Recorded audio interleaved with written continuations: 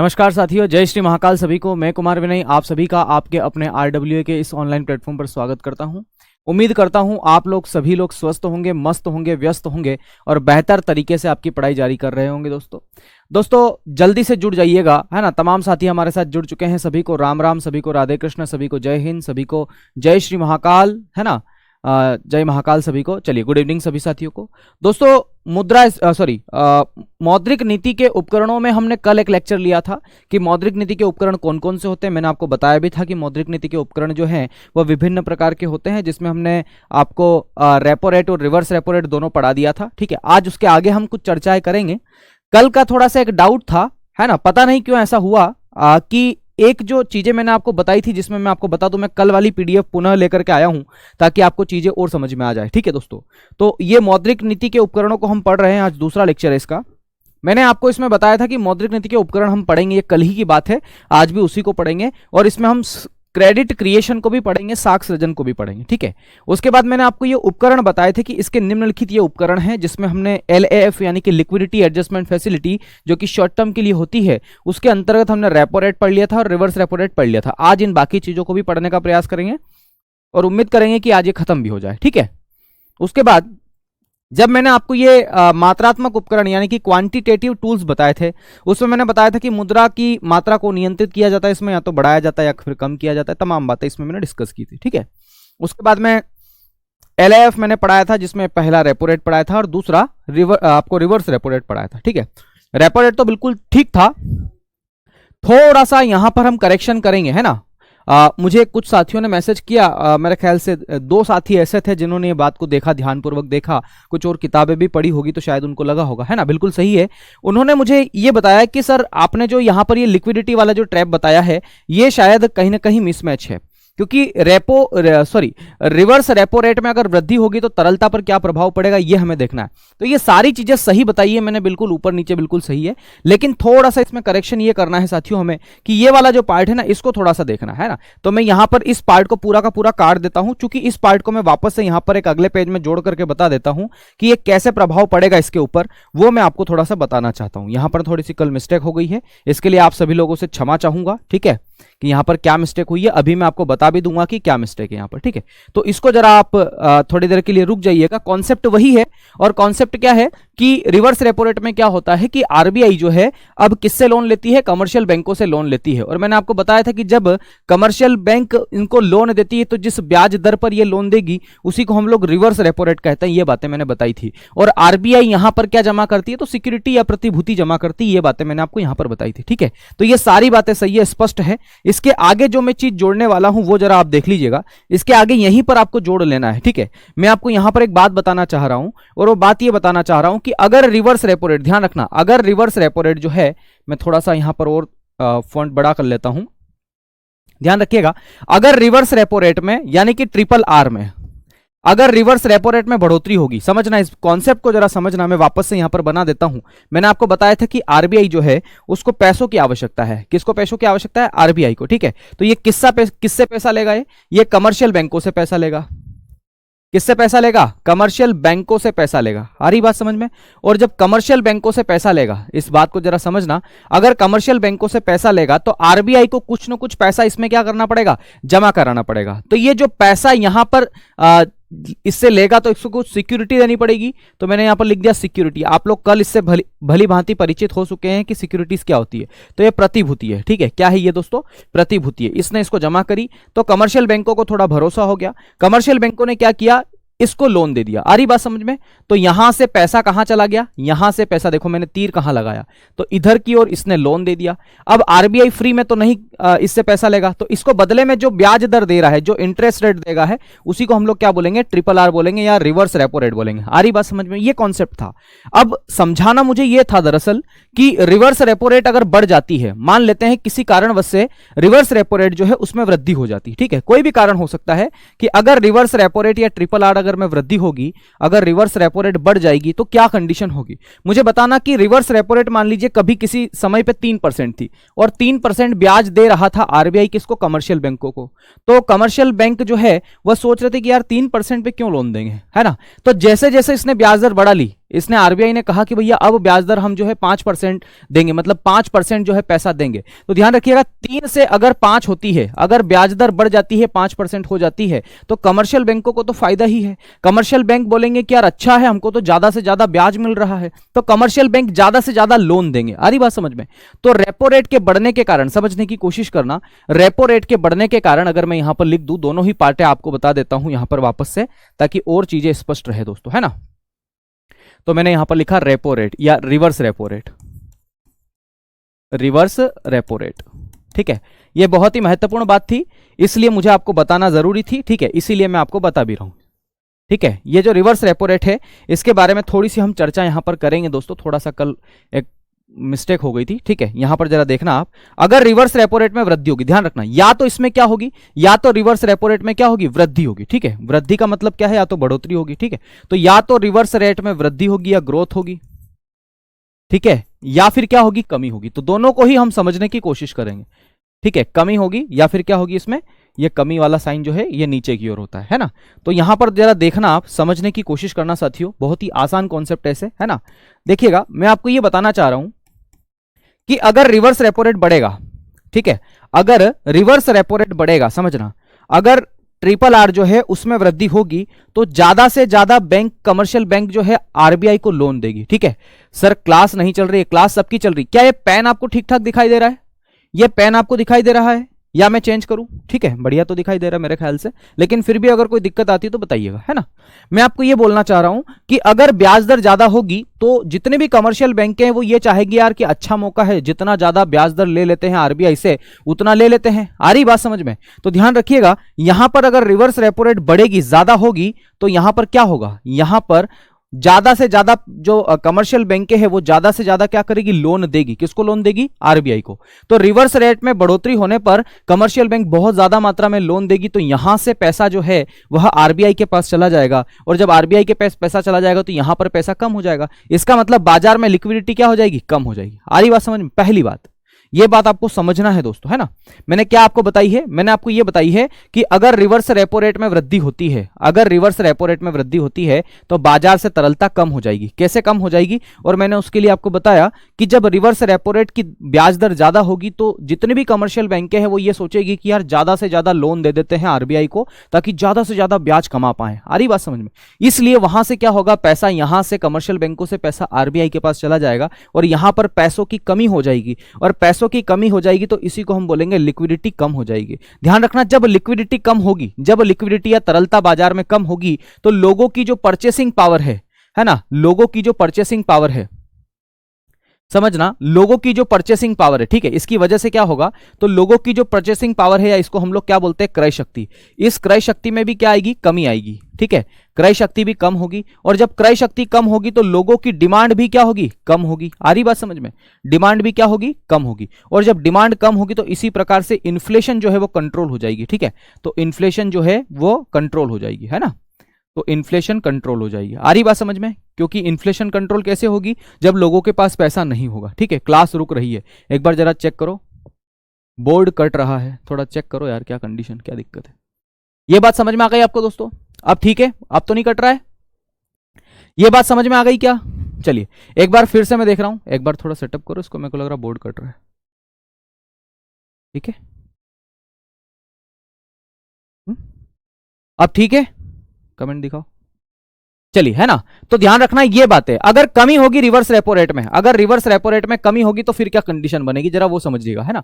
अगर कमी होगी ना दोस्तों रिवर्स रेपो रेट में, समझना इस बिंदु को, अगर रिवर्स रेपो रेट में कमी होगी तो फिर क्या कंडीशन बनेगी, जरा वो समझने की कोशिश करना।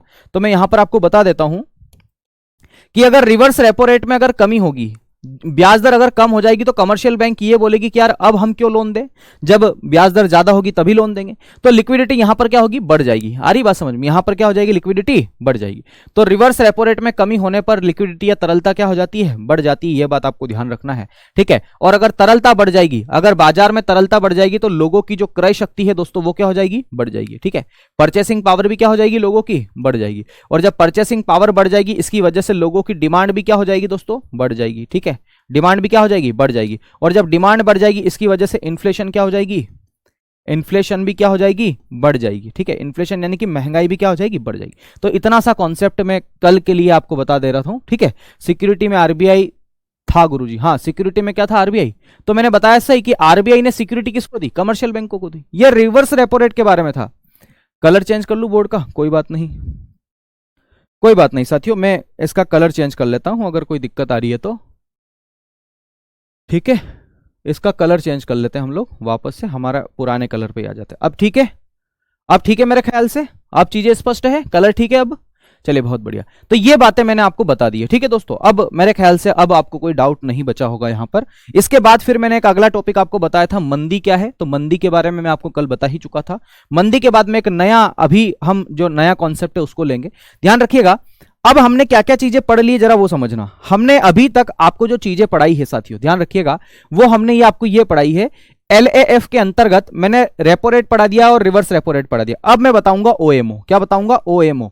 ओएमओ का फुल फॉर्म होता है ओपन मार्केट ऑपरेशंस। ठीक है, तो आइए जरा इसकी चर्चा कर लेते हैं अब हम नए पेज से। ठीक है, तो अगला हेडिंग है हमारा ओएमओ। ठीक है, ओएमओ।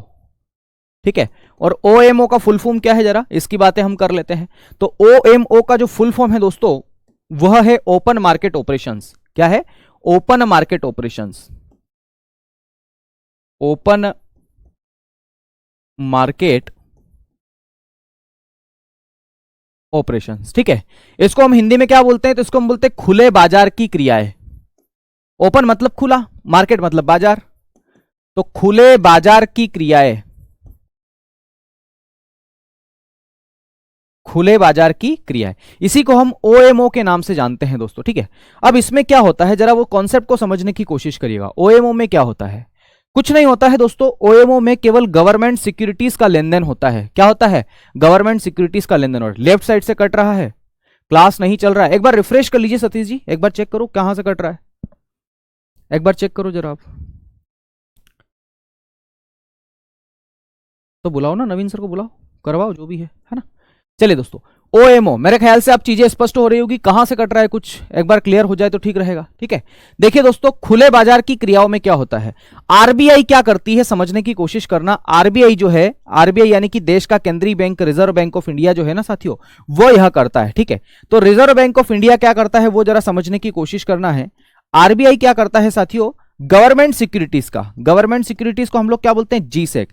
ये जीसेक क्या होती है, तो इसके बारे में थोड़ा सा मैं डिस्कस आपसे कर लूंगा। पहले आप ये समझ लीजिएगा, कोई कागज है, कोई प्रतिभूति है। गवर्नमेंट मतलब सरकारी प्रतिभूति हम इसको बोल सकते हैं, है ना। गवर्नमेंट सिक्योरिटीज का मतलब होता है सरकारी प्रतिभूति, है ना। इसको मैं अगर पूरा लिखूं आपके सामने तो कुछ इस प्रकार से है दोस्तों, ध्यान रखिएगा। सबसे पहले तो मैं आरबीआई की बात कर लेता हूं कि आरबीआई ये सारा काम कर रही है, और जब आरबीआई ये सारा काम कर रही है तो क्या करेगी, ये ध्यान रखना, ये करेगी गवर्नमेंट सिक्योरिटीज का लेन देन। ठीक है, ध्यान रखना, गवर्नमेंट सिक्योरिटीज, है ना। तो इसको गवर्नमेंट सिक्योरिटीज को जी सेक शॉर्ट फॉर्म में बोल देते हैं। क्या बोलते हैं इसको, जी सेक। इसको क्या करेगी, या तो खरीदेगी या बेचेगी, है ना। तो ध्यान रखिएगा, गवर्नमेंट सिक्योरिटीज को या तो खरीदती है, खरीदेगी मतलब बाय करेगी, ठीक है, और या फिर क्या करेगी, सेल करेगी। आ रही बात समझ में, गवर्नमेंट सिक्योरिटीज को या तो खरीदेगी या फिर सेल करेगी। जी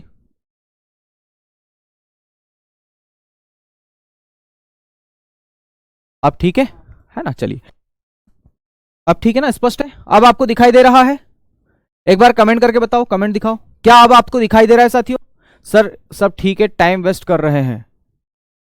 हाँ सब ठीक है ना, बिल्कुल ठीक है ना। अब मेरे ख्याल से मैंने इधर कर लिया है, थोड़ा कैमरा का प्रॉब्लम था, कल तो कुछ और बताया था। हाँ पीयूष जी ध्यान रखिएगा, उसको थोड़ा सा अपडेट कर लीजिएगा। कल जो मैंने बताया था आपको, जो नीचे जो इन्फ्लेशन पर क्या प्रभाव पड़ेगा वो मैं आपको बताने वाला था। ठीक है, चलिए मेरे ख्याल से अब आपको ठीक दिख रहा होगा।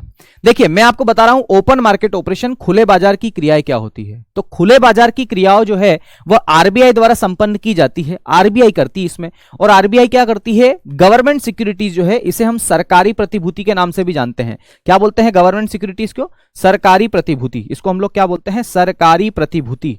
ये दरअसल सरकार का एक दस्तावेज है ना, तो सरकारी प्रतिभूति। हम आगे बात करेंगे जीसेक की, जीसेक किसे कहते हैं ना। तो गवर्नमेंट सिक्योरिटीज का मतलब होता है सरकारी प्रतिभूति। इस सरकारी प्रतिभूति को आरबीआई या तो खरीदते ही या बेचेगी, या तो खरीदेगी या बेचेगी। तो कब खरीदेगी कब बेचेगी इसको जरा समझना, ठीक है।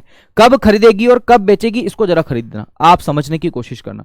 अब आप खुद अपने आप को आरबीआई समझिए, इसको एक एग्जांपल से फ्रेम करते हैं ताकि आपको चीजें समझ में आ जाए, ठीक है जी। बिल्कुल, मैं बिल्कुल पढ़ाने पे ही ध्यान दे रहा हूं, निश्चिंत रहें। कुछ लोग कमेंट कर रहे हैं कि सर आप पढ़ाइए केवल, है ना। देखिए, आप खुद अपने आप को आरबीआई समझिए और आप ये मानिए कि आपके पास में कुछ एक कागज है। कागज कैसा भी हो सकता है ना, मेरे पास अभी कागज नहीं है, नहीं तो मैं आपको बताता। कागज कैसा भी हो सकता है, कागज हो तो बताओ। कागज कैसा भी हो सकता है, उसको ही हम गवर्नमेंट सिक्योरिटी बोलते हैं। जैसे मान लीजिए ये कोई कागज है आपके पास, इसको जीसेक बोलते हैं। क्या बोलते हैं इसको? जीसेक। इसमें मैंने लिख दिया जीसेक, है ना, गवर्नमेंट सिक्योरिटी या सरकारी प्रतिभूति लिख दी। मुझे बताना इस सरकारी प्रतिभूति से मैं पैसा कमा सकता हूं, मतलब इसको अगर बेचूंगा तो मुझे पैसा मिलेगा, और इसको अगर मैं किसी से खरीदता हूं तो मुझे उसे पैसा देना पड़ेगा, मतलब ऐसा है। तो आप देश का केंद्रीय बैंक है आरबीआई, और आपकी जिम्मेदारी बनती है साथियों, आपकी जिम्मेदारी बनती है कि अगर बाजार में पैसा ज्यादा है, अगर कमर्शियल बैंकों के पास पैसा ज्यादा है, अगर व्यापारिक बैंकों के पास बाजार में पैसा ज्यादा है, और मान लीजिए उस पैसा ज्यादा होने की वजह से लोगों की डिमांड बढ़ गई है, ठीक है, आप समझ रहे मेरी बात को। मैं आपको यह कह रहा हूं कि आप देश का केंद्रीय बैंक है आरबीआई, ठीक है, और आपकी जवाबदारी है इन्फ्लेशन को कंट्रोल करने की, यानी कि मुद्रास्फीति को नियंत्रित रखने की, या तरलता को समायोजित करने की, तरलता को बढ़ाना कम करना सब आपकी जिम्मेदारी है, और आप आरबीआई हैं। और आपको ऐसा लग रहा है कि मार्केट में जो लिक्विडिटी है, मार्केट में जो लिक्विडिटी है वो ज्यादा है, ठीक है, और जब मार्केट में तरलता ज्यादा होगी तो सबकी जेब में पैसा होगा, इसका मतलब यह है। और जब सबकी जेब में पैसा ज्यादा होगा इसका मतलब है कि लोगों की परचेसिंग पावर या क्रय शक्ति जो है वह ज्यादा होगी। आ रही बात समझ में? वह क्या है? क्रय शक्ति ज्यादा होगी, और जब क्रय शक्ति ज्यादा होगी तो लोग डिमांड ज्यादा करेंगे। क्या करेंगे? डिमांड ज्यादा करेंगे। और जब डिमांड ज्यादा करेंगे, जब डिमांड ज्यादा करेंगे लोग, तो फिर चीजों को खरीदेंगे ज्यादा, और जब चीजों को ज्यादा से ज्यादा खरीदेंगे तो ध्यान रखिएगा दोस्तों, वो वस्तु जो है वो महंगी हो जाएगी। वो क्या हो जाएगी? महंगी हो जाएगी। वस्तु क्या हो जाएगी साथियों? महंगी हो जाएगी। इसकी वजह से मुद्रास्फीति आ जाएगी। आ रही बात समझ में? तो अब आपकी जवाबदारी क्या है? इस महंगाई को कंट्रोल करना है। तो महंगाई को कंट्रोल करोगे तो आप अभी देश के केंद्रीय बैंक हैं, तो महंगाई को कंट्रोल करने के लिए आप क्या करोगे? जो मार्केट में जो अतिरिक्त तरलता है, जो तरलता ज्यादा है, उसको सोखने का प्रयास करोगे, मतलब उसको अपने पास बुलाओगे, पैसों को अपने पास बुलाओगे। आ रही बात समझ में? उन पैसों को अपने पास बुलाओगे ताकि क्या हो सके? ताकि आपकी चीजें आपको स्पष्ट हो सके। आ रही बात समझ में? चलिए, बहुत बढ़िया। चलिए, हाँ, जी से हम बोलते हैं उसको, है ना। ध्यान रखना है दोस्तों, ये जो जी सेक है, तरलता कम करने के लिए आप प्रयोग करोगे। मुझे बताओ, आप आरबीआई हैं और गवर्नमेंट सिक्योरिटी को क्या करोगे? बेचोगे या खरीदोगे? अगर आप किसी से ये खरीदते हो, आप कोई चीज किसी से खरीदते हो, तो आपको क्या देना पड़ेगा? पैसा देना पड़ेगा। तो कमर्शियल बैंकों से आप क्या करोगे? खरीदोगे या बेचोगे? उसको बेचोगे। आप ये बोलोगे कि यार क्योंकि मार्केट में तरलता ज्यादा है, तो जब बाजार में तरलता ज्यादा होती है, समझना, जब बाजार में तरलता ज्यादा होती तो आप क्या करोगे कि इस गवर्नमेंट सिक्योरिटीज को, इस पेपर को आप क्या करोगे? इस पेपर को आप क्या करोगे? बेचोगे, ताकि आप कमर्शियल बैंकों को दोगे गवर्नमेंट सिक्योरिटी। और जैसे ही आप कमर्शियल बैंकों को दोगे, हाँ, स्टाम्प पेपर भी इसको बोल सकते हैं, आप जैसे ही कमर्शियल बैंकों को दोगे तो कमर्शियल बैंक ने वो सिक्योरिटी ले ली और आपको क्या दे दिया? पैसा दे दिया। तो बाजार से पैसा किसके पास आ जाएगा? आपके पास आ जाएगा। और जब बाजार से पैसा आपके पास आ जाएगा तो बाजार में तरलता क्या हो जाएगी? कम हो जाएगी। आ रही बात समझ में? बाजार में तरलता क्या हो जाएगी? कम हो जाएगी। तो ये बात ध्यान रखना है। तो आरबीआई क्या करती है? गवर्नमेंट सिक्योरिटी को जब खरीदती है, ध्यान रखना, जब खरीदेगी और जब बेचेगी, दोनों ही कार्य करेगी।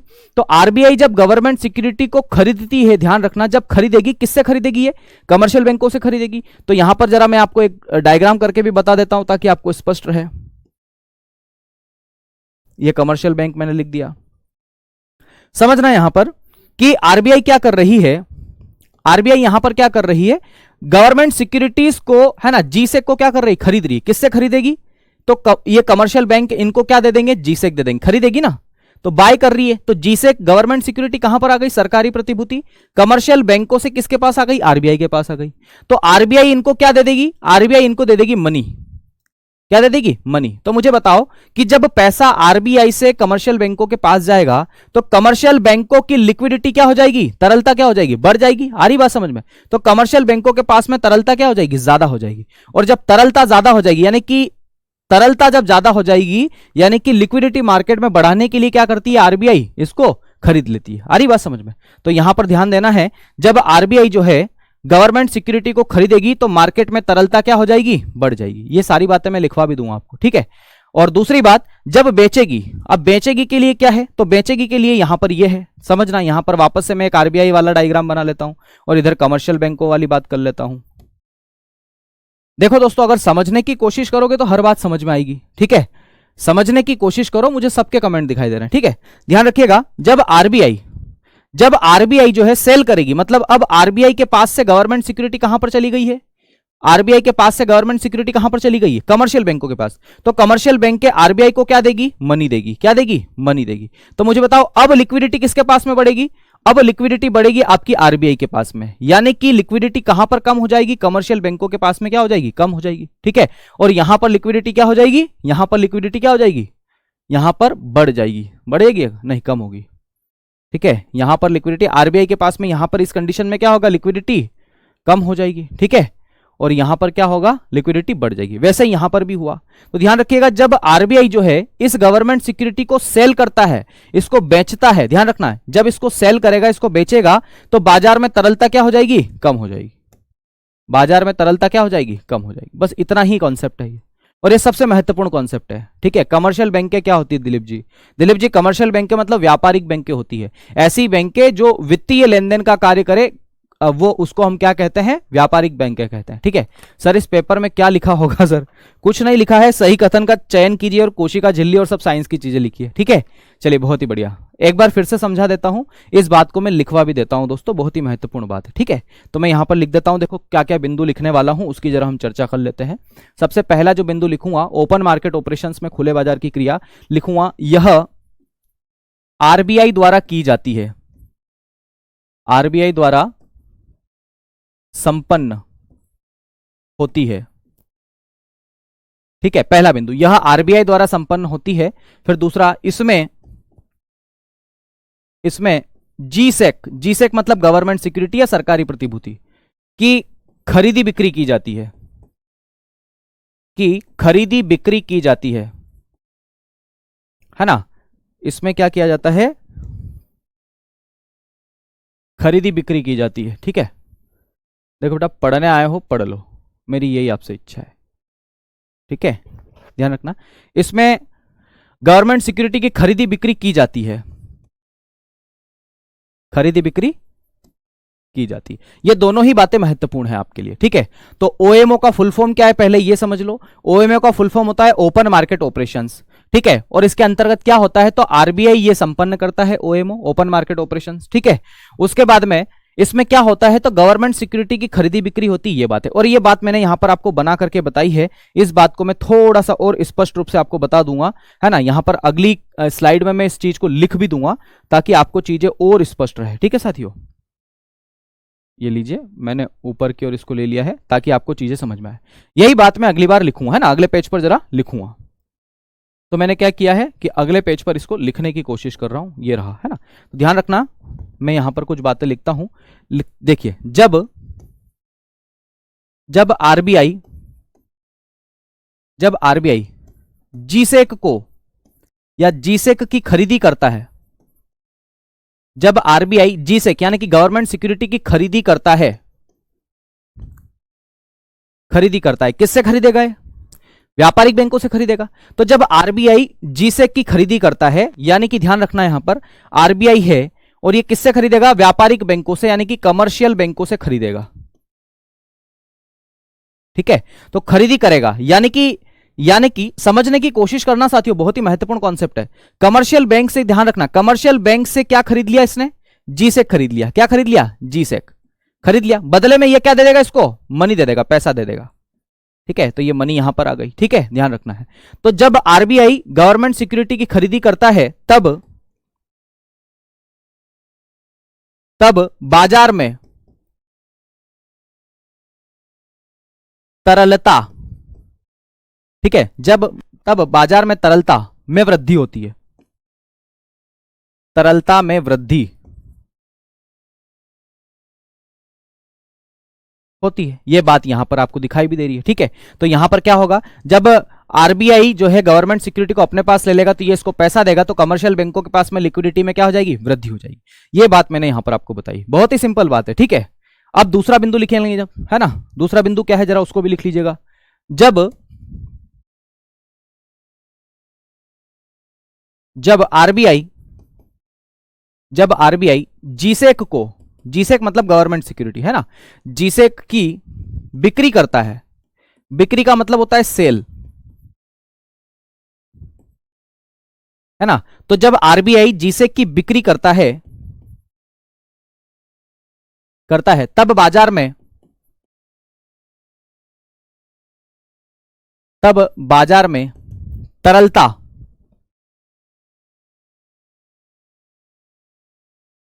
तरलता, में यानी कि लिक्विडिटी में। अब मुझे आप ही बताना कि क्या होता है लिक्विडिटी में, है ठीक है। तो मैं यहां पर बना रहा हूं आरबीआई, ठीक है, और यहां पर लिख रहा हूं कमर्शियल बैंक। ये बहुत ही मजेदार कॉन्सेप्ट है लेकिन महत्वपूर्ण कॉन्सेप्ट है ना। और मैंने आपको इसमें बताया कि जब आरबीआई गवर्नमेंट से जो सिक्योरिटी उसकी बिक्री करेगा, मतलब आरबीआई से गवर्नमेंट सिक्योरिटी कहां पर चली जाएगी, अब बताओ कहां पर चली जाएगी, कमर्शियल बैंकों के पास। तो कमर्शियल बैंक इनको क्या देगी, मनी देगी, पैसा देगी। तो मुझे बताओ कमर्शियल बैंकों के पास लिक्विडिटी क्या हो गई, अब कम हो जाएगी ना, आ रही बात समझ में। तो यहां पर क्या हो जाएगी, कम हो जाएगी, तब तरलता में कमी होती है, ठीक है, तब क्या होता है, तरलता में कमी होती है, ठीक है। इस प्रकार ये जो ओएमओ है इसको संपन्न किया जाता है, ठीक है, बहुत बढ़िया, इंग्लिश में भी लिख दीजिएगा, बिल्कुल मैंने अंग्रेजी में ही लिखा है। कमी का मतलब क्या होता है, कमी का मतलब होता है कि इन्फ्लेशन कंट्रोल हो जाएगी, लिक्विडिटी में कमी आ जाएगी, ठीक है। तो यही बातें हैं ये जो कि महत्वपूर्ण है आपके लिए, ठीक है। जरा एक बार आप पुनः देख लीजिए इस बात को। मैंने क्या बताया, ओएमओ, ओएमओ का मतलब होता है ओपन मार्केट ऑपरेशंस। कैसे कैसे प्रश्न बन सकते हैं इससे, ठीक है, कैसे कैसे प्रश्न बन सकते हैं दीपा जी, तमाम साथी जितने भी जुड़े हुए हैं, प्रश्न ये बन सकता है कि ओएमओ का संचालन कौन करता है, तो आरबीआई करता है। कौन ऑपरेशन करता है ओएमओ का, तो आरबीआई करता है। किसके द्वारा किया जाता है, देश की केंद्रीय बैंक के द्वारा किया जाता है। ये गवर्नमेंट सिक्योरिटी क्या है, तो इसके बाद यही टॉपिक है कि गवर्नमेंट सिक्योरिटी क्या होता है, ठीक है, ध्यान रखिएगा। आरबीआई द्वारा संपन्न होती है और गवर्नमेंट सिक्योरिटी की खरीदी और बिक्री किसमें की जाती है, तो ओपन मार्केट ऑपरेशंस में की जाती है। बहुत ही बढ़िया, शानदार, ठीक है, यही बात मैंने यहां पर लिखी है। आरबीआई क्या करेगा, गवर्नमेंट सिक्योरिटी को या तो बेचेगा या खरीदेगा, ठीक है। अगर बेचता है तो लिक्विडिटी बाजार में क्या हो जाती है, बढ़ जाती, और अगर खरीदता है तो क्या होगा, सेल करेगा तो क्या होगा, लिक्विडिटी कम हो जाएगी, और अगर खरीदेगा तो क्या हो जाएगा, लिक्विडिटी बढ़ जाएगी। और मैंने यहां पर आपको दोनों ही बातें स्पष्ट रूप से करी है कि जब आरबीआई गवर्नमेंट सिक्योरिटी की खरीदी करता है, जब ये खरीदेगा ना, तो खरीदेगा तो क्या होगा, खरीदेगा तो ये बाजार में पैसा डालेगा, और जब डालेगा तो इसकी वजह से लिक्विडिटी क्या हो जाएगी, बढ़ जाएगी। तो यहीं पर लिखा हुआ है कि तरलता में क्या हो जाती है, वृद्धि होगी, ठीक है। और यहां पर दूसरे शब्दों में लिखा हुआ है कि जब आरबीआई गवर्नमेंट सिक्योरिटीज की बिक्री करता है, सेल करेगा, तब बाजार में से तरलता में क्या हो जाएगी, कमी हो जाएगी, ठीक है। तो ये दोनों ही बातें यहां पर लिखी हुई है और दोनों ही बातें महत्वपूर्ण है, ठीक है। कोई बात नहीं, मैं कोई नर्वस नहीं हूं, बस केवल कमेंट आपके जो इस प्रकार से आ रहे हैं थोड़ा सा ध्यान रखो इस बात का, ठीक है। सर आरबीआई भी एक व्यापारिक बैंक है, नहीं, आरबीआई व्यापार नहीं करता है। आरबीआई ध्यान रखना देश का केंद्रीय बैंक है, व्यापारिक बैंक में इसको शामिल नहीं करेंगे, ठीक है। ये बात समझ में आ गई आपको, ओएमओ। चलिए कोई बात नहीं, अब ओएमओ के बाद में आपको नया कॉन्सेप्ट समझने की कोशिश करते हैं साथियों, सभी लोग इधर ध्यान देंगे। अगला है देखो बैंक रेट, लेकिन बैंक रेट और जितनी भी चीजें यहां पर बची हुई है जैसे एमएसएफ रेट, है ना, उसके बाद वीआरआर, ये सारी बातें समझने के लिए आपको कुछ बैंक की क्रियाविधि को समझना पड़ेगा, ठीक है। तो बैंक की क्रियाविधि कौन कौन सी है जरा उसको समझने की कोशिश करते हैं हम, ठीक है। तो इसके बाद एक हम कहेंगे एक कॉन्सेप्ट है, उसको जरा समझ लीजिएगा। उस कॉन्सेप्ट से पहले आप लोग बहुत सारे जिद कर रहे हैं कि सर गवर्नमेंट सिक्योरिटीज क्या है, इसके बारे में थोड़ा सा बताइए। तो ध्यान रखिएगा, पहले गवर्नमेंट सिक्योरिटीज के बारे में बता देता हूं कि गवर्नमेंट सिक्योरिटीज क्या है ना। तो जी सेक हम इसको बोलते हैं, जी सेक, ठीक है। गवर्नमेंट सिक्योरिटी क्या है, तो ध्यान रखिएगा, गवर्नमेंट सिक्योरिटीज जो है ना एक ट्रेडेबल डॉक्यूमेंट है ना, एक पत्र है जिसे ट्रेडेबल डॉक्यूमेंट बोल सकते हैं। तो ट्रेडेबल का मतलब क्या है, व्यापार करने योग्य, ट्रेड का मतलब व्यापार, तो ट्रेडेबल मतलब होता है व्यापार करने योग्य एक संसाधन है, ठीक है, एक इंस्ट्रूमेंट, एक उपकरण है ना। तो इसमें लिखिएगा यह सरकार द्वारा जारी की जाने वाली,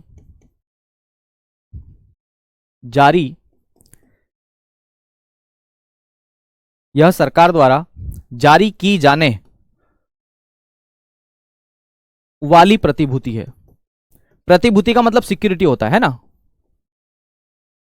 जारी की जाने वाली प्रतिभूति, इस बात को आपको समझ लेना, ठीक है। अब सरकार का मतलब क्या है, तो ध्यान रखिएगा यहां पर सरकार का मतलब दोनों है।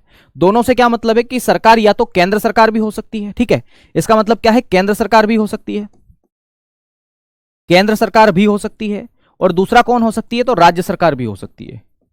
क्या हो सकती है, राज्य सरकार भी हो सकती है, ठीक है, ये बात आपको ध्यान रखना है। तो केंद्र सरकार और राज्य सरकार जो है दोनों ही गवर्नमेंट सिक्योरिटी या सरकारी प्रतिभूति को क्या कर सकती है, जारी कर सकती है। इसे हम लोग क्या बोलते हैं, सरकारी प्रतिभूति। क्या बोलते हैं दोस्तों, सरकारी प्रतिभूति बोलते हैं। ठीक है, सरकारी प्रतिभूति इसे हम कहते हैं। दूसरी बात यह कि केंद्र सरकार की सरकारी प्रतिभूतियों के एग्जाम्पल क्या क्या है, जरा वो समझ लीजिएगा। तो केंद्र सरकार की सरकारी प्रतिभूति किसे किसे कहा जा सकता है, तो एक तो हम बोलते हैं ट्रेजरी बिल, इसको टी बिल बोलते हैं। क्या बोलते हैं, टी बिल। और टी बिल जो है इसका फुल फॉर्म है ट्रेजरी बिल। ट्रेजरी बिल, आपको पता है ट्रेजरी बिल की जो अवधि होती है, इसको जो मैच्योरिटी पीरियड होता है वह 91 डेज, 182 डेज है ना, और उसके बाद में फिर 364 डेज का होता है ना। तो ये सब बातें मैं आपको बाद में बताऊंगा। एक हो सकता है बॉन्ड, ठीक है, तो बॉन्ड भी इसका एक एग्जांपल है, बॉन्ड भी इसी के अंतर्गत आएगा, है ना। गवर्नमेंट बॉन्ड्स बोल सकते हैं, ठीक है, गवर्नमेंट बॉन्ड ज्यादा लिखेंगे तो सही शब्द होगा, है ना। तो गवर्नमेंट बॉन्ड अभी केवल समझ लीजिएगा, इसको कैपिटल मार्केट में हम और अच्छे से पढ़ेंगे, ठीक है। जो बाजार होता है, वित्तीय बाजार, फाइनेंशियल मार्केट टॉपिक हम पढ़ेंगे तब वहां पर चीज आएगी, ठीक है। तो हम लिखेंगे गवर्नमेंट बॉन्ड्स, बेटा पढ़ लो, है ना, गवर्नमेंट बॉन्ड्स, ठीक है। और एक और होता है, उसको भी जरा हम देख लेते हैं यहीं पर। एक और चीज ये इशू कर सकती है केंद्र सरकार, और वो जो चीज होती है ना उसे बोलेंगे डेटेड सिक्योरिटी, है ना। डेटेड, क्या बोल सकते हो, डेटेड सिक्योरिटी। इसको अंग्रेजी में और हिंदी में भी डेटेड ही बोलते हैं, ठीक है, इसको डेटेड ही बोलेंगे दोस्तों। तो केंद्र सरकार इतनी सारी सिक्योरिटीज जारी कर सकती है, ठीक है दोस्तों। अब ध्यान रखना है, राज्य सरकार भी कुछ जारी करती है। राज्य सरकार क्या बोल सकते हैं, गवर्नमेंट, राज्य सरकार क्या क्या जा सकती है, तो गवर्नमेंट बॉन्ड जारी कर सकती है, ठीक है, ध्यान रखना है। और ये भी डेटेड सिक्योरिटी जारी कर सकती है, डेटेड सिक्योरिटी, ठीक है, सिक्योरिटीज लिखना है, सिक्योरिटीज, है ना। यहां पर भी एक शब्द थोड़ा सा इरेज कर लेना, सिक्योरिटीज, ठीक है दोस्तों। तो ये दोनों ही चीजें जो है गवर्नमेंट सिक्योरिटी कहलाती है। गवर्नमेंट सिक्योरिटी कुछ नहीं, एक कागज है जिसकी वजह से बाजार से पैसा कमाया जाता है, बस केवल इतना ध्यान रखना। स्टाम्प पेपर आप मान सकते हैं, ये सारी बातें, बाकी कोई विशेष बात नहीं इसमें, ठीक है। तो ये ध्यान रखना, ये मैंने गवर्नमेंट सिक्योरिटीज के बारे में आपको बताया। चलिए अब एक सबसे महत्वपूर्ण बात जो मैं आपको बताना चाह रहा हूं, जरा ध्यानपूर्वक समझना, है ना, ध्यानपूर्वक समझिएगा। कमर्शियल बैंक अपना अधिशेष भी जमा कर सकती है, किसके पास, आरबीआई के पास। अधिशेष क्यों जमा करेगी वो, कमर्शियल बैंक अगर सरप्लस ज्यादा से ज्यादा वो लाभ कमा रही है तो वो आरबीआई के पास क्यों जमा करेगी, वो तो उसको लोन के रूप में देगी ना, ताकि ज्यादा से ज्यादा उसको ब्याज दर मिले और फायदा ले सके, ठीक है। तो ध्यान रखिएगा, कमर्शियल बैंक जो शेयर नहीं पब्लिक को दे सकती है, हाँ पब्लिक को पैसा देगी विजय जी, है ना, ध्यान रखिएगा। चलिए बात करता हूं मैं अब थोड़ा सा बैंकों के बारे में। क्यों बात करता हूं बैंकों के बारे में, क्योंकि सीआरआर एसएलआर जो है यहां से आपके संबंधित है, ठीक है। तो ध्यान रखिएगा, एक बैंक है, क्या है, बैंक है। मुझे बताओ बैंक के मुख्य कार्य क्या क्या है, मेन फंक्शन क्या क्या है बैंक के, क्या क्या काम करती है बैंक के। तो ध्यान रखिएगा, बैंक के बहुत सारे कार्य हैं। अगर आप बैंक में गए होंगे तो आपको पता होगा कि बैंक में बहुत सारे कार्य हैं। जैसे एग्जांपल की हम बात करें तो बैंक चेकबुक जारी करती है, बैंक क्रेडिट कार्ड जारी करती है, उसके बाद डेबिट कार्ड जारी करती है, उसके बाद आपको बैंक जो है वो लोन देती है, आप पैसा जमा करने जाते हो तो जमा स्वीकार भी करती है। ये सारे काम करती है बैंक, बहुत सारे कार्य करती है। लेकिन बैंक के मुख्य रूप से दो फंक्शन हो रहे, दो फंक्शन बैंक के होते हैं। ध्यान रखिएगा, बैंक के जो फंक्शन है ना, मुख्य रूप से मेन फंक्शन जिसे हम कहते हैं, मेन मतलब मुख्य, है ना। तो मेन फंक्शन इसके दो है। मेन फंक्शन कितने इसके, दो है। सबसे पहला जो फंक्शन है ना, वो फंक्शन है दोस्तों जमा स्वीकार करना। क्या है, जमा स्वीकार करना, जमा स्वीकार करना। और जमा स्वीकार करना को हम इंग्लिश में क्या बोलेंगे, एक्सेप्ट डिपॉजिट, एक्सेप्ट डिपॉजिट, है ना। मतलब जमा स्वीकार दो प्रकार का होता है। कौन कौन सा होता है, तो एक्सेप्ट डिपॉजिट, ये दो प्रकार का मैंने आपको बताया, ठीक है। तो जमा स्वीकार करना सबसे पहली बात। और दूसरा ध्यान रखना, दूसरा क्या कार्य है बैंक का, दूसरा मेन फंक्शन इसका है लोन देना। लोन देना या ऋण देना एक ही बात है ना, तो लोन या ऋण देना। और इसको हम इंग्लिश में क्या बोलते हैं, तो इसको हम इंग्लिश में बोलते हैं लैंडिंग लोन्स, है ना। लैंड मतलब होता है देना, तो लैंडिंग लोन्स, ये दोनों इसके प्रकार है दोस्तों, ठीक है। दोनों के दोनों किसके प्रकार है, मतलब दोनों मेन फंक्शन किसके हैं आपके, इसी के मेन फंक्शन है। समझने की कोशिश करना, ये बैंक के दोनों मेन फंक्शन है। मुझे बताओ जमा स्वीकार किससे करती है बैंक, किससे जमा स्वीकार करती है, निशु जी ये बताइए कि बैंक किससे जमा स्वीकार करती है, किससे पैसा अपने पास रखती है, किसी व्यक्ति से रखेगी, ठीक है। तो ध्यान रखिएगा, कोई व्यक्ति जाएगा बैंक में और वह बैंक में पैसे जमा कर देगा, ठीक है। मुझे बताओ, व्यक्ति को कोई फायदा है क्या? व्यक्ति को कोई फायदा है क्या? ये बताइए, व्यक्ति पैसा जमा कर रहा है तो उसको कोई फायदा है? तो बोले हाँ है। क्या फायदा है? उसको ब्याज मिलता है। ज्यादा ब्याज मिलता है या कम ब्याज मिलता है? तो कम मिलता है, मेरे ख्याल से 3% 4% उसको ब्याज मिलता है। अगर वो एफडी करवाएगा तो शायद 6% या 7% उसको ब्याज मिलेगा। यही होता है, बाकी तो कुछ है नहीं। ठीक है, तो ध्यान रखना है, बैंक जमा स्वीकार करती है और बैंक दो प्रकार के जमा स्वीकार करेगी। ठीक है, एक को हम कहेंगे, ध्यान रखना, बैंक जो है जमा स्वीकार करती है। अगर मैं जाऊंगा, अगर संध्या जी जाएंगे, ठीक है, अगर अभिषेक जी जाएंगे, भास्कर जी जाएंगे, अगर कहीं भी बैंक में जाएंगे और पैसा जमा करेंगे तो बैंक आपसे दो प्रकार के पैसा जो है वो दो प्रकार से ले सकती है। वो आपसे कहेगी कि क्या बात है, आप ये बताओ कि या तो आप जो है काय में जमा कराओगे, समय जमा में पैसा जमा कराओगे, समय जमा, या समय जमा से पहले लिख लेते हैं, समय जमा से पहले लिख लेते हैं हम लोग मांग जमा। मांग जमा, ध्यान रखना है, जमा स्वीकार दो प्रकार से किया जाता है। एक को हम बोलते हैं मांग जमा, और मांग जमा को हम इंग्लिश में क्या बोलते हैं? Demand deposit. क्या बोलते हैं? Demand deposit. डिमांड डिपॉजिट का मतलब यह है कि जैसे आप लोग अभी विद्यार्थी हैं, तो आपके पिताजी या आपके घर से कोई भी पैसा डालता है आपके अकाउंट में, है ना, डालते ही होंगे डेफिनेटली। जब पैसा डालता है तो आप क्या करते हो? तुरंत, जैसे मैं अभी भी विद्यार्थी हूं चूंकि, लेकिन जब क्या होता है कि जब मैं पैसा, मेरे पिताजी एक समय के पहले जब मुझे पैसा अकाउंट में डालते थे तो मैं तो एटीएम के पास ही खड़ा रहता था, और जैसे ही उन्होंने पैसा डाला और मैंने तुरंत निकाला, मतलब मैंने तुरंत मांग कर ली, इसी को बोलते हैं मांग जमा। मतलब इंसान कभी भी अपना पैसा निकाल सकता है उसमें से, वैसा जमा क्या कहलाता है? मांग जमा कहलाता है। आ रही बात समझ में? ब्याज भी कम मिलेगा इस पे। अब मान लो पिताजी ने पैसा डाला ही है और मैं तुरंत गया और मैंने क्या किया? पैसा निकाल लिया। ठीक है, आ रही बात समझ में? तो ये मांग जमा के अंतर्गत होगा, और मांग जमा के लिए शब्द है डिमांड डिपॉजिट, और इसके लिए शॉर्ट फॉर्म क्या है? तो ध्यान रखिएगा, डिमांड डिपॉजिट को हम लोग क्या बोलते हैं? डीडी बोलते हैं। क्या बोलते हैं? DD, demand deposit. ये डीडी वो नहीं है, मैंने शॉर्ट फॉर्म में लिखा है डिमांड डिपॉजिट केवल। ठीक है, दूसरा जो है वो ध्यान रखना कि एक और तरीके से पैसा जमा होता है बैंक में, और उसे हम कहते हैं समय जमा। क्या बोलते हैं? समय जमा बोलते हैं साथी। क्या बोलते हैं उसको? समय जमा। और समय जमा के लिए हमारे पास एक अंग्रेजी शब्द है टाइम डिपॉजिट। क्या बोलेंगे? टाइम डिपॉजिट, समय जमा, या इसी को सावधिक जमा भी बोल देते हैं शुद्ध हिंदी में। ठीक है, तो समय जमा या टाइम डिपॉजिट हम बोल सकते हैं, और टाइम डिपॉजिट जो है उसके अंतर्गत हम इसको शॉर्ट फॉर्म में लिख सकते हैं टीडी। क्या लिख सकते हैं? टीडी। समय जमा के अंदर जैसे एफडी आ गई आपकी, मुझे बताओ, अगर आप कोई फिक्स डिपॉजिट करवाते हो, फिक्स डिपॉजिट एफडी, जब आप एफडी करवाते हो किसी भी बैंक में अपनी, तो आप क्या बोलते हो? बैंक वालों से क्या चर्चा करते हो कि एफडी जो है हमारी जो है 5 साल तक कर दीजिए, तो मैं आपको 5 लाख रुपए, तो कस्टमर क्या करता है कि 5 लाख रुपए 5 साल तक पैसा दे देता है। ठीक है, या एक छोटा आंकड़ा ले लेते हैं कि मान लीजिए मैं खुद गया बैंक के पास, आप अपने आप को समझिए कि आप बैंक के पास गए हैं और आपके पास 100 रुपए हैं, और आपने कहा कि बैंक में गए हैं और 100 रुपए आपने जो है बैंक में गए और बैंक से कहा कि यार हमें एफडी करवानी। बोले ठीक है करवा लीजिए। बोले क्या ब्याज दर दोगे एफडी पे? तो बोले हम देंगे 1 वर्ष का, यानी कि वार्षिक या एन्युअली ब्याज दर जो हमारे यहाँ है वो 7% है। कितनी है? 7%। इसका मतलब है कि अगर आप 100 रुपए जमा करते हो तो 1 वर्ष में आपको कितने रुपए मिलेंगे? 107 रुपए मिल जाएंगे मूलधन सहित। और ब्याज कितना है? ब्याज जुड़ा हुआ है, 7 रुपए ब्याज मिलेगा आपको। ये है पर, और आप एफडी जब कराओगे तो कितने वर्ष की कराओगे? 5 साल की कराओगे। कितने साल की कराओगे? 5 साल की, या इससे ज्यादा भी करा सकती हो। ठीक है सौरभ जी, उससे ज्यादा भी आप करवा सकते हैं। ठीक है, तो ध्यान रखिएगा, जब आप 5 साल तक करोगे तो 107 गुणित 5 कर लीजिए। आ रही बात समझ में? तो इतना सारा पैसा आपको मिल जाएगा। ठीक है, इसको हम बोलते हैं एफडी।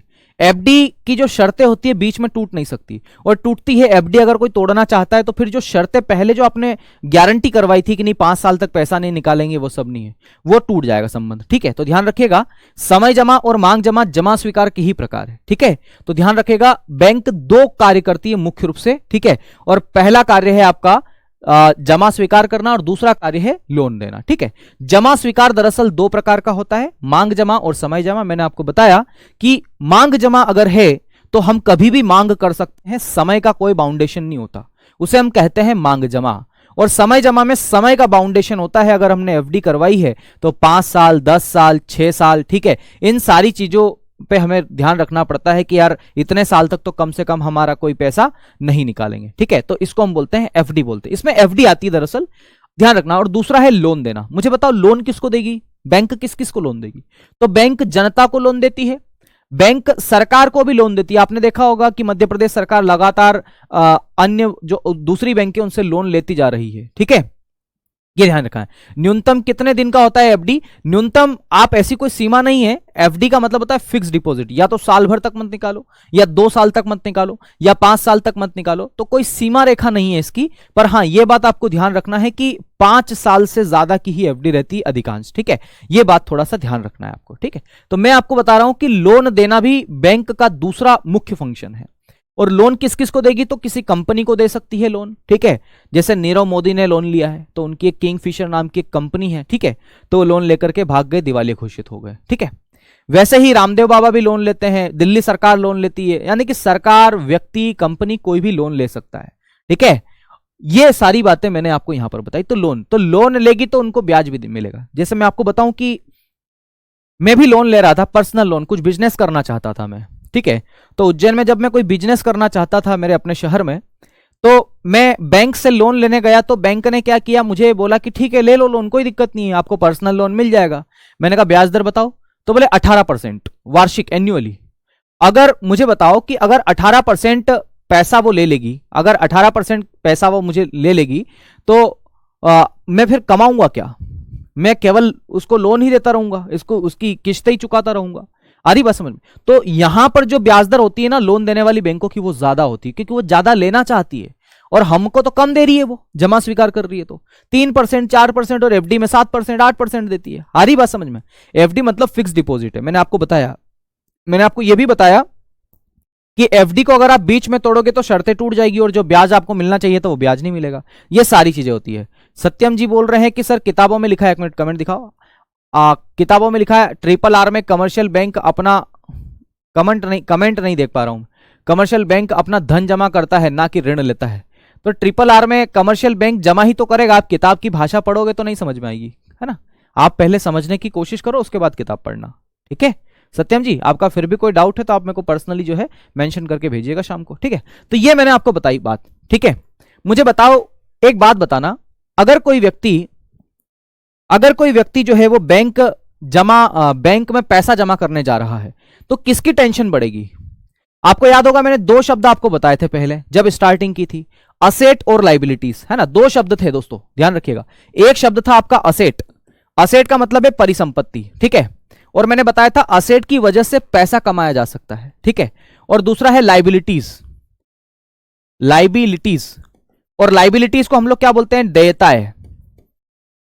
है। और मेरे ख्याल से मैंने एक एग्जांपल भी आपको दिया था कि 2 मित्र थे और एक को बार बार पैसों की आवश्यकता लग रही थी तो फोन लगा रहा था, और तमाम बातें मैंने आपको बताई थी, ठीक है। मैं फिर से आपको बता देता हूं यहां पर। मुझे बताओ कि बैंक 2 काम कर रहा है मुख्य रूप से, एक तो जमा स्वीकार कर रहा है और दूसरा लोन दे रहा है। ये 2 मुख्य कार्य बैंक कर रहा है। मुझे बताओ बैंक के लिए असेट क्या है? जमा स्वीकार करना या लोन देना? असेट क्या है बैंक के लिए? तो असेट की परिभाषा आप सही से आ जाओ। असेट की परिभाषा क्या है? जिससे पैसा से पैसा कमाया जाए। तो बैंक पैसा कैसे कमाएगा? क्या लोग जमा करने जाएंगे तो पैसा कमाएगा, या फिर लोन देकर के जो ब्याज मिलेगा उससे पैसा कमाएगा? जल्दी से कमेंट करके बताइए, जल्दी से कमेंट करके बताइए, है ना। देखिए ये मनी बिल क्या है, फाइनेंस बिल क्या है, ये इकोनॉमी का विषय है, ठीक है, वहां पर आप पढ़ेंगे, सॉरी पॉलिटी का विषय है, वहां पर आप पढ़ेंगे, ठीक है, ध्यान रखिएगा। मैं आपसे ये पूछना चाह रहा हूं कि बैंक के लिए असेट क्या है? क्या बैंक हमसे पैसा जमा स्वीकार करता है वो उसकी एसेट है? क्या उसकी वजह से वो पैसा कमाता है, या फिर लोन देने की वजह से पैसा कमाता है? तो ध्यान रखना है दोस्तों, आपके दिमाग में अगर कोई डाउट भी है तो फिर भी मैं आपको बता देता हूं कि बैंक जो लोन देगा ना, जो लोगों को लोन दे रहा है, तो लोगों को लोन देगा तो उसको ब्याज मिलेगा, तो उसी के लिए असेट है। तो बैंक के लिए असेट क्या है? बैंक के लिए असेट क्या है? ध्यान रखना है, लोन देना। तो बैंक के लिए असेट है लोन देना, क्योंकि लोन दे करके वो पैसा कमाएगा।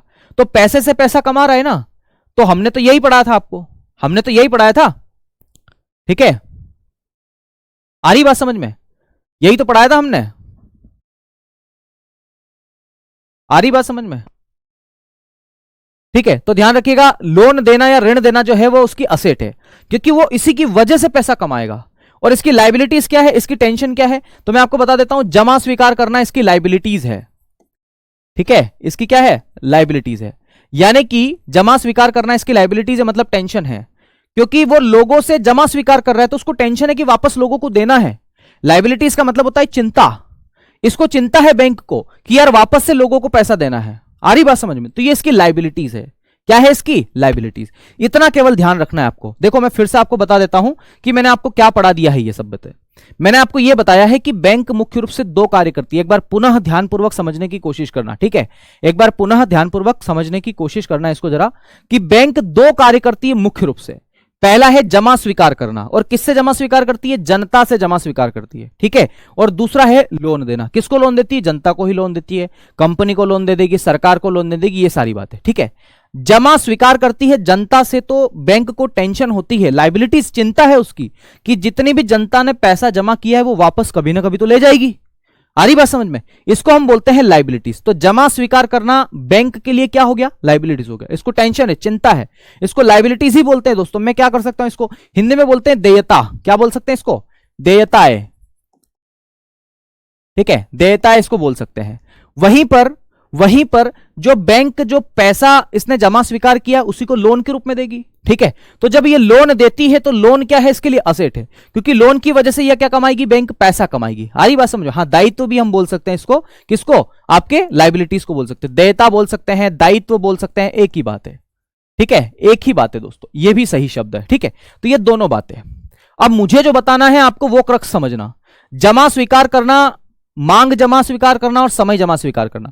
जब हम इन टोटल दोनों को जोड़ते हैं ना तो हमारे पास में एक शब्द निकलता है, ध्यान रखना है, यहां से मैं एक निकालता हूं दोनों शब्द, जब दोनों को जोड़ेंगे तो ग्रोस निकालेंगे, ग्रोस है ना, तो ध्यान रखिएगा ग्रोस कॉमन ले लेता हूं, है ना। उसके बाद में यहां से डी कॉमन ले लेता हूं, यहां पर भी डी है और यहां पर भी डी है, तो मैंने डी कॉमन ले लिया। मुझे बताओ इसके अलावा क्या बचा, यहां पर टी बचा, तो यहां पर टी ले लिया, है ना। और ये सब क्या है, जमा स्वीकार करना क्या है, लाइबिलिटीज, इसलिए मैंने एल ले लिया। आपको इतना दिमाग लगाने की आवश्यकता नहीं है, आपको तो यह देखना है कि यहां से जीडीटीएल निकलता है, क्या निकलता है, जीडीटीएल निकलता है। और जीडीटीएल का फुल फॉर्म क्या होता है, तो जीडीटीएल का फुल फॉर्म होता है gross demand and time liabilities. आपको नहीं याद रखना है, gross demand and time liabilities, ये आपको किसी काम का नहीं है, बस केवल आपको समझ लेना है कि दोनों को जोड़ेंगे तो जीडीटीएल निकलेगा। क्या निकलेगा, जीडीटीएल। ध्यान रखना इस जीडीटीएल में से आईबीएल माइनस करेंगे, आईबीएल। अब ये आईबीएल क्या होता है, तो आईबीएल होता है इंटर बैंकिंग लाइबिलिटीज। बहुत सारे साथी जो हैं एक दूसरी बैंक में जो है वो पैसा जमा कर लेते हैं, ठीक है, चेक लगा लेते हैं, मतलब ये है, तो चेक लगा लिया, इंटर बैंकिंग लाइबिलिटीज चेक को बोलते हैं, क्या बोलते हैं, चेक को बोलते हैं, ठीक है। तो ध्यान रखिएगा जीडीटीएल में से आईबीएल माइनस होगा तो एक टर्म निकलेगा जिसका नाम है एनडीटीएल।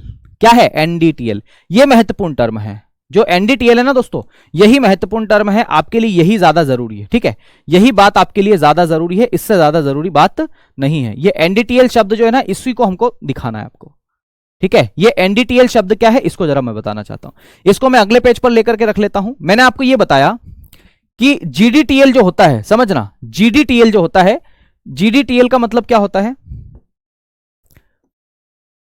जीडीटीएल, ठीक है। जीडीटीएल में से आईबीएल चला जाएगा तो क्या बचेगा हमारे पास, एनडीटीएल, ठीक है।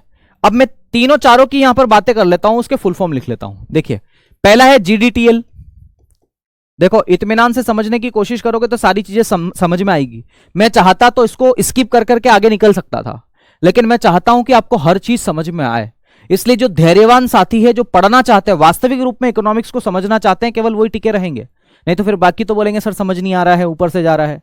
सब समझ में आएगा, हर चीज समझ में आएगी। ये क्या चीजें, बहुत ही महत्वपूर्ण चीजें, देखो बहुत ही महत्वपूर्ण चीजें, इसलिए बेटा यूपीएसआई की तैयारी कर रहे हो आप लोग, इसलिए आपको समझना चाहिए ये चीजें, ठीक है।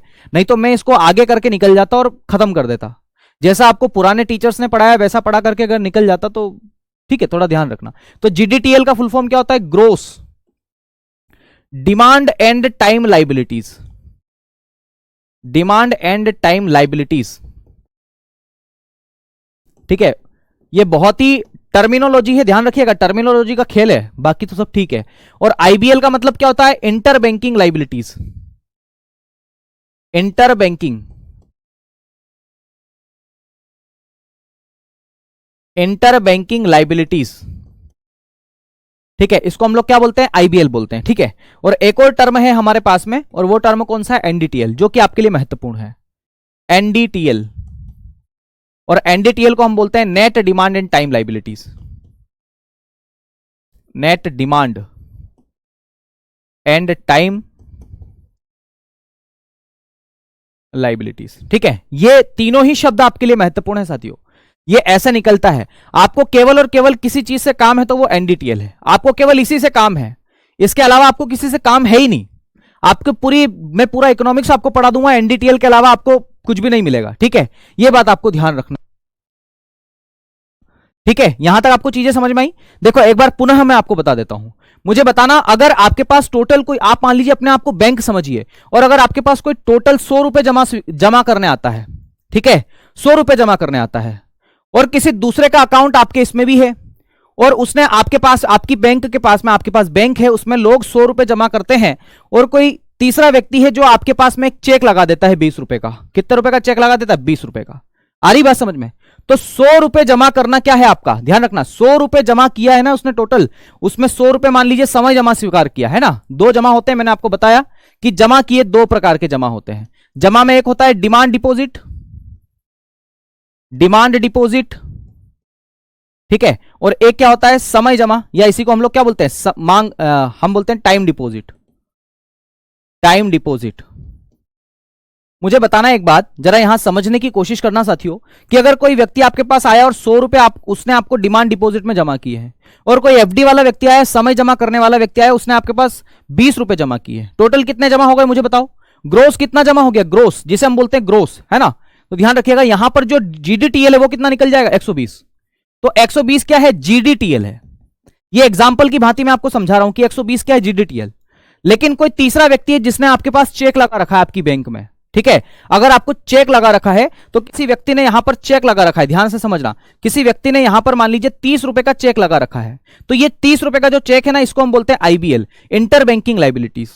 जब इसको माइनस करेंगे, है ना, ध्यान रखना है, जीडीटीएल में से जब आईबीएल को माइनस करेंगे तो क्या बनेगा, एनडीटीएल। क्या बनेगा, एनडीटीएल बनेगा। तो जीडीटीएल कितना था, 120, और आईबीएल कितना है, 30 रुपए। बताओ कितना आ जाएगा एनडीटीएल, 90 रुपए। आ रही बात समझ में? बस इतना ही कॉन्सेप्ट है, इतना ही कॉन्सेप्ट है। बहुत बढ़िया, शानदार। दयानंद जी बोल रहे हैं, हाँ जी, अब ये इतनी बातें मुझे आज पढ़ाना थी केवल, बाकी चीजें अब मैं कल पढ़ाऊंगा, ठीक है। तो अब मैं आपके कमेंट ले लेता हूं, एक बार मैं शुरू से कमेंट लेना चाहूंगा। उससे पहले मैं एक बार और आपको बता देता हूं कि ये क्या मसला मैंने पढ़ा दिया है। सभी लोग ध्यानपूर्वक समझ लीजिएगा इसको। देखिए, मैंने आपको ये बताया है कि बैंक मुख्य रूप से दो कार्य करती है, एक जमा स्वीकार करना और दूसरा लोन देना। जमा स्वीकार दो प्रकार का होता है, मांग जमा और समय जमा। मांग जमा में हम कभी भी पैसा निकाल सकते हैं, और समय जमा में हम पैसा नहीं निकाल सकते। एक समय बाउंडेशन होता है, 5 साल, 10 साल, 15 साल, 20 साल, ठीक है। जब इन दोनों को जोड़ करके मैं लिखता हूं तो जीडीटीएल आता है। और अगर किसी बैंक का हमारे पास चेक लगा हुआ है, ठीक है, तो उसे हम बोलेंगे आईबीएल, और उसको जब इसको माइनस कर देते हैं तो एनडीटीएल निकलता है। आपके लिए बिल्कुल काम का नहीं, आपके लिए केवल इतना ही काम है कि एनडीटीएल कैसे निकलता है। तो एनडीटीएल किसको बोलते हैं, net demand and time liabilities को बोलते हैं, ठीक है। वहीं पर ध्यान रखना, ये असेट लायबिलिटीज मैंने आपको दोनों बता दिया है। असेट लोन देना होता है, और लायबिलिटी सरकार की क्या होती है, सॉरी बैंक क्या होती है, जमा स्वीकार करने वाली लायबिलिटीज होती है। इसीलिए हमने यहां पर लायबिलिटी शब्द का यूज किया, एल का मतलब लायबिलिटीज है।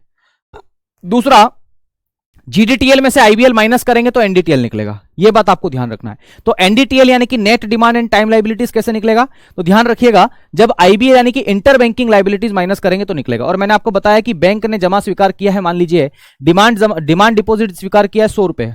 हो सकता है कोई व्यक्ति जो है वह 100 रुपए जमा करने यहां पर आया हो, ठीक है, और कोई व्यक्ति एफडी कराना है, 20 रुपए की एफडी करवा ली। ये केवल छोटा आंकड़ा ले रहे हैं समझने के लिए आपके लिए। तो जब दोनों को जोड़ देंगे तो जीडीटीएल है, दोनों को जोड़ा तो क्या बना, जीडीटीएल, 120 रुपए जीडीटीएल है। लेकिन कोई तीसरा व्यक्ति है जिसने चेक लगा रखा है आपकी बैंक में, और जब चेक लगा रखा है तो उसे हम क्या बोलते हैं, आईबीएल। आईबीएल का मतलब क्या होता है, यहां पर लिखा हुआ है इंटर बैंकिंग लायबिलिटीज, ठीक है। अंतर बैंकिंग देयता हम बोल सकते हैं, लेकिन हिंदी में ज्यादा जटिल हो जाएगा, आपको यहीं पर ध्यान रखना है, ठीक है। जब ये दोनों माइनस कर दूंगा मैं जीडीटीएल में से आईबीएल, तो बनेगा एनडीटीएल। और मैंने माइनस कर भी दिया, 120 में से 30 रुपए माइनस कर दिया तो 90 रुपए एनडीटीएल निकल गया। ये बहुत ही तगड़ा कॉन्सेप्ट है, आप अगर समझना चाहें तो। नहीं समझना चाहे तो टेंशन ना लीजिए, यहां से क्वेश्चन आपकी परीक्षा में नहीं बनेंगे। चलिए, उम्मीद करता हूं ये सारी बातें आपको समझ में आई होगी। एक बार मैं आपके सारों के कमेंट्स लूंगा ताकि मुझे चीजें समझ में आई कि आपको वास्तविक रूप में क्या समझ में आया, है ना। चलिए बताइए।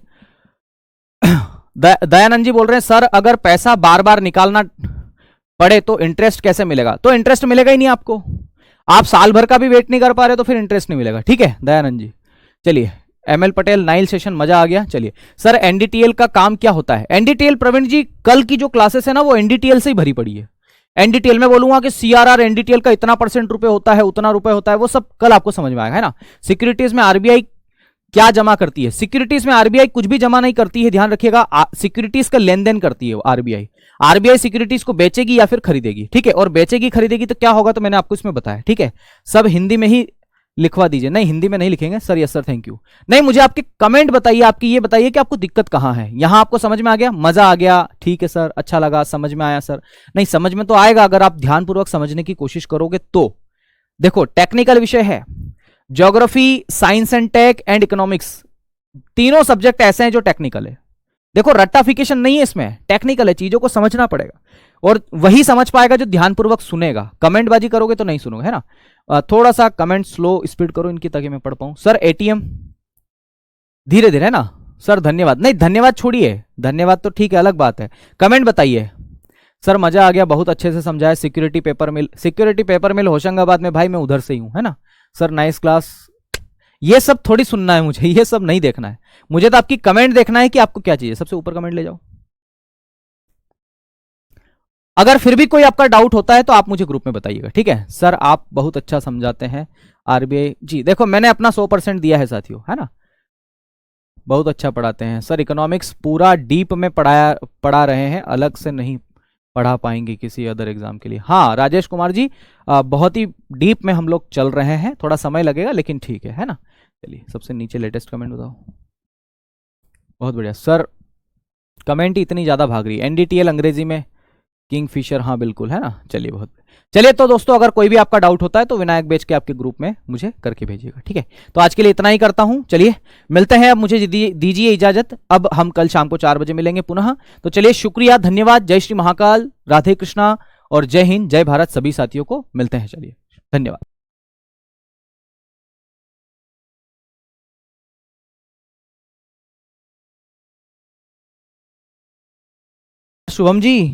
शुभम जी जो RRR मैंने बताया कल वाला भी सही था और आज वाला भी सही है। कल मैंने आपको बस इतना केवल गलत बता दिया था, पता नहीं क्यों, शायद हो सकता है दिमागी रूप से, कि RRR अगर ज्यादा होगा तो लिक्विडिटी ज्यादा होगी। मैंने कल आपको यह बता दिया था, जबकि लिक्विडिटी कम होती है। मैंने उस बात को माना है, उस गलती को माना है, मैंने आपको रिपीट किया है। तो इसमें गुस्सा होने की क्या आवश्यकता है? आप ऐसी इमोजी बना रहे हो, है ना, ठीक नहीं है तो ठीक है। टीचर्स ऐसे गुस्सा नहीं होते। चलिए अगला बताओ। चलिए बहुत बढ़िया, है ना। तो चलिए ठीक है, धन्यवाद, मिलते हैं आपसे कल, है ना। चलिए शुक्रिया।